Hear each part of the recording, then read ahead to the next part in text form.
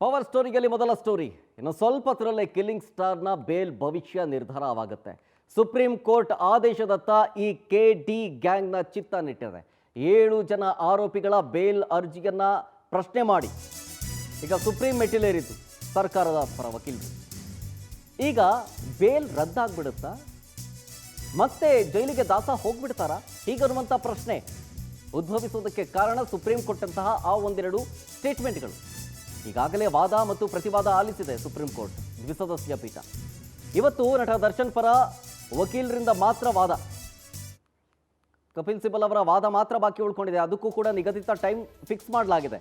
ಹೆಚ್ಚು ಸಮಯ ತೆಗೆದುಕೊಳ್ಳುವಂತಿಲ್ಲ ಅಂತೇಳಿ ಸೂಚನೆಯನ್ನು ಕೂಡ ಕೊಟ್ಟಿದೆ ಸುಪ್ರೀಂ ಕೋರ್ಟ್. ಸೊ ಹಾಗಾಗಿ ಇವತ್ತು ವಾದವನ್ನು ಆಲಿಸಿ ಆದೇಶವನ್ನು ಇವತ್ತೇ ಪ್ರಕಟ ಮಾಡ್ತಾರೆ ಅನ್ನೋದಿದೆ.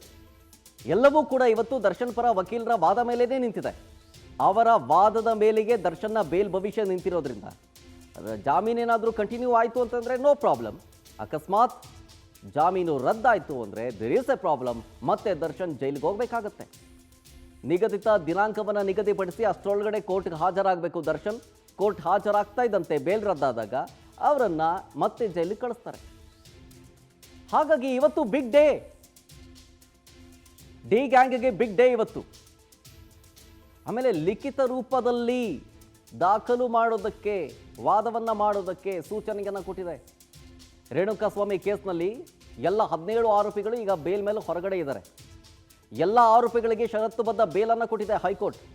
ಆ ಪೈಕಿ 7 ಜನ ಆರೋಪಿಗಳ ಜಾಮೀನನ್ನು ರದ್ದು ಮಾಡಬೇಕು ಅಂತೇಳಿ ಸುಪ್ರೀಂ ಮೊರೆ ಹೋಗಲಾಗಿತ್ತು ಸರ್ಕಾರದ ಪರ ವಕೀಲರಿಂದ. ಯಾರ್ಯಾರು? A1 ಪವಿತ್ರ ಗೌಡ, A2 ದರ್ಶನ್, ಇವರಿಬ್ಬರು ಸೇರಿದಂತೆ 7 ಆರೋಪಿಗಳ ಬೇಲನ್ನು ರದ್ದು ಮಾಡೋದಕ್ಕೆ ಮನವಿಯನ್ನು ಮಾಡಿಕೊಳ್ಳಲಾಗಿತ್ತು. ಮೊನ್ನೆಯಷ್ಟೇ ಇದ್ರ ಬಗ್ಗೆ ಸುಪ್ರೀಂ ಕೋರ್ಟ್ ಆದೇಶವನ್ನು ಪ್ರಕಟಿಸೋದಕ್ಕಿತ್ತು. ಆದರೆ ಅವತ್ತು ಕಪಿಲ್ ಸಿಬಲ್ ಅವರು ವಾದ ಮಾಡೋದಕ್ಕೆ ಬಂದಿರಲಿಲ್ಲ. ಹಾಗಾಗಿ ಅವರ ಬದಲು ಮತ್ತೊಬ್ಬರು ಲಾಯರನ್ನು ನೇಮಕ ಮಾಡಲಾಗಿತ್ತು. ಆ ವಕೀಲರು 1 ದಿನದ ಕಾಲಾವಕಾಶವನ್ನು ಕೇಳಿದರು. 1 ದಿನದ ಕಾಲಾವಕಾಶವನ್ನು ನೀಡಿ ಕೋರ್ಟ್ ಇವತ್ತಿಗೆ ಮುಂದೂಡಿತ್ತು ವಿಚಾರಣೆ ಜೊತೆಗೆ ಆದೇಶವನ್ನು. ಸೊ ಹಾಗಾಗಿ ಇವತ್ತು ಕಪಿಲ್ ಸಿಬಲ್ ಅವರು ಬಂತು ಅಂತಂದರೆ ಅವರ ವಾದವನ್ನು ಮಂಡಿಸಿ ನಂತರ ಬೇಲ್ ಭವಿಷ್ಯ ಏನಾಗುತ್ತೆ ಅಂತ ಡಿಸೈಡ್ ಮಾಡಬೇಕಾಗತ್ತೆ. ಅಕಸ್ಮಾತ್ ಅವರು ಬರಲಿಲ್ಲ ಅಂತಂದರೆ ಮೊನ್ನೆ ಯಾವ ಲಾಯರನ್ನು ನಿಗದಿಪಡಿಸಲಾಗಿತ್ತೋ ಅವರೇ ಈ ವಾದವನ್ನು ಮುಂದುವರಿಸ್ತಾರೆ. ದರ್ಶನ್ ಪರ ಹಿರಿಯ ವಕೀಲ ಕಪಿಲ್ ಸಿಬಲ್ ಅವರು ವಾದ ಮಂಡಿಸಿರಲಿಲ್ಲ ಮೊನ್ನೆ. ಅವರು ಗೈರಾಗಿ ಅವರ ಪರವಾಗಿ ಸಿದ್ಧಾರ್ಥ್ ದವೆ ಅವರು ಬಂದಿದ್ದರು. ಇಫ್ ಇನ್ ಕೇಸ್ ಇವತ್ತು ಕೂಡ ಅವರು ಅಲಭ್ಯರಾಗಿದ್ದರೆ ಸಿದ್ಧಾರ್ಥ್ ದವೆ ಅವರು ವಾದ ಮಾಡಬೇಕಾಗತ್ತೆ. ಅವರ ವಾದದ ಮೇಲೆ ನಿಂತಿರುತ್ತೆ. ಸೊ ಹಾಗಾಗಿ ಪ್ರಶ್ನೆ ಮೂಡ್ತಾ ಇದೆ, ಬೇಲ್ ಕಂಟಿನ್ಯೂ ಆಗುತ್ತಾ ಅಥವಾ ಕ್ಯಾನ್ಸಲ್ ಆಗುತ್ತಾ ಅಂತ.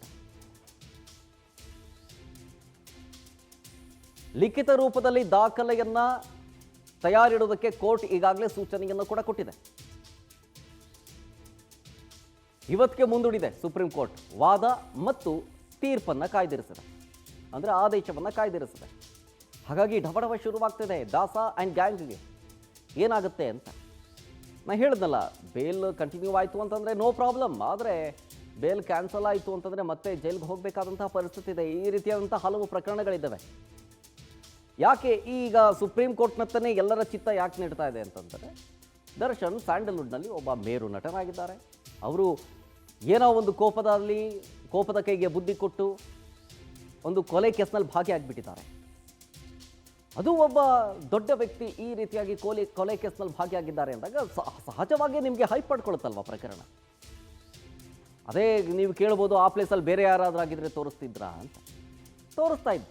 ಕೊಲೆ ಆಗಿರೋನು ಅಥವಾ ಕೊಲೆ ಮಾಡಿದವರು ಗಣ್ಯರಾಗಿದ್ದರೆ ಯಾವುದೇ ಪ್ರಕರಣದಲ್ಲಿ ಈ ರೀತಿಯಾದಂಥ ಹೈಪ್ ಪಡ್ಕೊಂಡಿರುತ್ತೆ. ಈಗ ಇದು ಕೂಡ ಅಷ್ಟೇ, ಈ ಕೇಸ್ ಕೂಡ ಹಾಗೆ ಆಗಿದೆ. ಈಗ ನಟ ದರ್ಶನ್ ಬೇಲ್ ಭವಿಷ್ಯ ನಿರ್ಧಾರವಾಗುತ್ತೆ. ಇನ್ನು ಸ್ವಲ್ಪ ಹೊತ್ತರಲ್ಲೇ ಶುರುವಾಗುತ್ತೆ ಸುಪ್ರೀಂ ಕೋರ್ಟ್ನಲ್ಲಿ. ಇದರ ಅರ್ಜಿಯ ವಿಚಾರಣೆಗೆ ಬರುತ್ತೆ. ದರ್ಶನ್ ಪರ ಹಿರಿಯ ವಕೀಲರಾದಂಥ ಕಪಿಲ್ ಸಿಬಲ್ ಅವರು ಹಾಜರಾತಿ ಆದರೆ ಅವರು ವಾದವನ್ನು ಮಾಡ್ತಾರೆ. ಬರ್ತಿದ್ದಂಗೆ ವಾದ ಮಂಡಿಸ್ತಾರೆ ಅವರು. ಯಾಕೆ ಬೇಲ್ ಕಂಟಿನ್ಯೂ ಆಗಬೇಕು, ಯಾಕೆ ಬೇಲ್ ಅರ್ಜಿಯನ್ನು ತಿರಸ್ಕಾರ ಮಾಡಬೇಕು, ಯಾಕೆ ಹೈಕೋರ್ಟ್ ಕೊಡ್ತಿರುವಂಥ ತೀರ್ಪನ್ನು ಎತ್ತಿ ಹಿಡಿಬೇಕು ಅಂತ. ಮೊನ್ನೆ ಆದಂತಹ ಕೆಲವೊಂದಿಷ್ಟು ವಾದ ಪ್ರತಿವಾದದಲ್ಲಿ ಕೋರ್ಟ್ ಒಂದು ಮಾತು ಹೇಳಿತು. ಏನಂತಂದರೆ, ಹೈಕೋರ್ಟ್ ತನ್ನ ವಿವೇಚನೆಯನ್ನು ಸರಿಯಾಗಿ ಬಳಸಿಕೊಂಡಿಲ್ಲದಂತೆ ಕಾಣಿಸುತ್ತಿದೆ ಮೇಲ್ನೋಟಕ್ಕೆ ಅಂತ. ಆಮೇಲೆ ಸ್ವಲ್ಪ ಅಸಮಾಧಾನರಾದರು ಈ ವಿಚಾರಕ್ಕೆ ಸಂಬಂಧಪಟ್ಟಂತೆ. ಯಾವ ಕಲಮಲ್ಲಿ ಕೊಟ್ಟಿದ್ದಾರೆ ಬೇಲ್ನ ಅಂತ. ಸೊ ಹಾಗಾಗಿ ಆ ಪ್ರಶ್ನೆ ಇಟ್ಟಿರೋದಕ್ಕೇ ಈಗ ಬೇಲ್ ರದ್ದಾಗುತ್ತಾ ಅಥವಾ ಏನೋ ಕಂಟಿನ್ಯೂ ಆಗುತ್ತಾ ಅನ್ನುವಂಥ ಪ್ರಶ್ನೆ ಉದ್ಭವಿಸಿರೋದು.